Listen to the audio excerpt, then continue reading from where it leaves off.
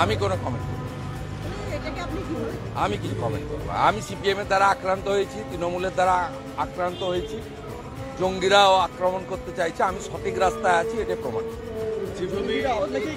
আমি বলতে পারবো না আমি সঠিক রাস্তায় আছি, আমি প্রমাণিত। আমি বাংলাদেশের পীড়িত আক্রান্ত হিন্দুদের পাশে আছি, বাংলাদেশের অবৈধ কেয়ারটেকার সরকারের বিরোধিতা করেছি, বাংলাদেশে মানবাধিকার, গণতন্ত্র, সংবিধান লঙ্ঘিত হচ্ছে। ক্ষেত্রে আমি আমার ঠিক রাস্তায় আছি বলেই ওদের জ্বালা এবং যন্ত্রণা হচ্ছে। আমি মনে করি এ ডর মুঝে আচ্ছা লাগ রা है। কেন আবেদন জানাবো? আমাকে তো কেন্দ্র দিয়ে রেখেছে, কেন্দ্র দিয়ে রেখেছে, আমি কেন জানাবো না? আই এম নট ওরি। আমি কোনোদিন এই জিনিস চাই না। আমার সঙ্গে তো রাজ্য সরকারের কোনো সিকিউরিটি থাকে না, দেয়ও না। আমাদের পার্সোনাল সিকিউরিটি যেহেতু কেন্দ্রীয় সরকারের বিধানসভার গেটের বাইরে থাকতে হয়। আমি রাজস্থানের স্পিকারকে বলেছি যে শুনে রাখুন, কেন্দ্রীয় নিরাপত্তা বাহিনী পায় বিজেপির এমএলএরা, তাদেরকে বাইরে রাখতে হয়।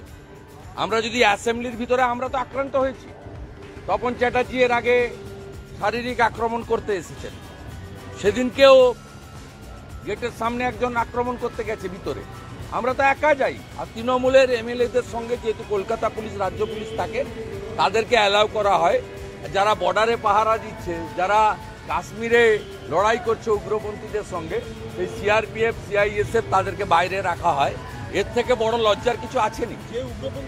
উগ্রপন্থীরা এসেছেন তারা দক্ষিণ চব্বিশ পরগনায় মৎস্যজীবী বা নৌবাহিনী, মানে এটা কমফোর্ট জোন। এখানে কাশ্মীর থেকে পুলিশ আসে, উগ্রপন্থী ধরা পড়ে। এখানে আসাম থেকে পুলিশ আসে উগ্রপন্থীকে ধরার জন্য। এটা সেফ জোন। আমাকে স্পিকার রাজস্থান বলছিলেন যে আমার এলাকাতেও রোহিঙ্গা মুসলমানদের আবাস হয়েছে। আমরা সম্মানীয় অধ্যক্ষ মহোদয়, ইনি অত্যন্ত সিনিয়র লিডার, 5 বারের এমএলএ এবং 2 বার এডুকেশন মিনিস্টার ছিলেন, বাসুদেবজি। তাতে ইনি আমার সঙ্গে মিট করতে চেয়েছিলেন, আমিও মিট করতে চাইলাম। উনি আমাদের অতিথি এবং ভারতীয় জনতা পার্টির একজন বলিষ্ঠ নেতা। আমি ওনাকে অধ্যক্ষ হিসেবে পশ্চিমবঙ্গ বিধানসভায় যা যা এই স্পিকার করেন সেগুলো একটু কাগজ সহ দিলাম। এক হচ্ছে 8ম তফসিলি যে 10th শিডিউল আছে, দলত্যাগ বিরোধী আইন, 11 সাল থেকে মোট 51 জনকে সুইচ ওভার করিয়েছে এরা। বিজেপির করিয়েছে, কংগ্রেসের করিয়েছে, সিপিএমের করিয়েছে, ফরওয়ার্ড ব্লকের করিয়েছে, আরএসপির করিয়েছে, এমনকি গোর্খা জনমুক্তি মোর্চারও করিয়েছে। একটাও 10th শিডিউলের এখানে কার্যকর উদাহরণ নেই বলেছি। আমি বলেছি আপনার তো বিরোধী নেতা হচ্ছেন সচিন পাইলট, কতগুলো স্ট্যান্ডিং কমিটির চেয়ারম্যান দিয়েছেন? উনি বললো অনেকগুলো আছে প্রপোর্শনালি। তাহলে এখানে একটা স্ট্যান্ডিং কমিটি বা হাউস কমিটির চেয়ারম্যান বিরোধী দলকে দেওয়া হয়নি। আমি ওনাকে জানতে চাইলাম আপনার পিএসসির চেয়ারম্যান কি? বললো পিএসসির চেয়ারম্যান এলওপি। আমি বললাম প্র্যাকটিস কি আছে? না এলওপি হন অথবা এলওপি মনোনীত কোনো লোক হন।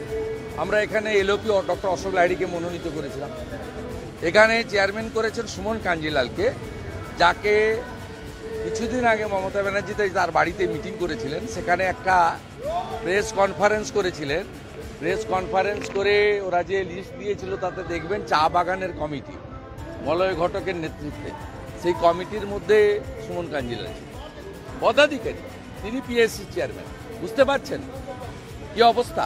তারপর লাস্ট যে মোশনটা, যেটা আমি এর আগে ওম বিড়লাজিকে পাঠিয়েছি এবং জগদীপ ধনখড়জিকে পাঠিয়েছি, এই বিমান বন্দ্যোপাধ্যায় অধ্যক্ষের কীর্তি, 26শে নভেম্বর যেদিন সংবিধান দিবস থাকে, তিনি একটা রেজুলেশন এনেছিলেন। সেই রেজুলেশনে সাংবিধানিক বডিগুলোকে চ্যালেঞ্জ করেছিলেন। উনি নিজে মন্ত্রী করতে পারেন, এমএলএ করতে পারেন, তারা পলিটিক্যাল লোক, স্পিকার পলিটিক্যাল লোক, কিন্তু চেয়ারটা নন পলিটিক্যাল। তিনি তার নিজে মুভ করা জায়গায় সাংবিধানিক বডি, সেন্ট্রাল এজেন্সির বিরুদ্ধে বলেছেন, সেন্ট্রাল গভর্নমেন্টের বিরুদ্ধে বলেছেন। আমি ওনাকে এগুলো দিয়েছি। এর আগে আমি ওম বিড়লাজিকে এবং জগদীপ ধনখড়কে পাঠিয়েছি। উনি আমাকে অ্যাসিওর করেছেন যে আমাদের মাঝে মাঝে স্পিকার কনফারেন্স হয়। আমি আমার কলিগ স্পিকারদেরকে বলবো এবং আমি লোকসভার স্পিকারকেও, আপনিও পাঠিয়েছেন, আমিও বলবো এই বিষয়গুলো দেশের অন্যান্য রাজ্যের জানা উচিত আমাদের বিধানসভার অধ্যক্ষ বিমান ব্যানার্জির কীর্তিকলাপ, অসাংবিধানিক কাজ এবং রাজনৈতিকভাবে তিনি যেভাবে তার পদকে কালিমালিপ্ত করছেন এবং পশ্চিমবঙ্গ বিধানসভায় যারা যারা অধ্যক্ষ উপাধ্যক্ষ হয়েছেন অত্যন্ত রেসপেক্টেড ব্যক্তি, এমনকি আমি হাসিম আব্দুল হালিমের সময় মেম্বার ছিলাম 6, অত্যন্ত উঁচু মাপের লোক। এই চেয়ারের গরিমা মর্যাদা সবটা নষ্ট করেছে এই তৃণমূলের বিমান ব্যানার্জি।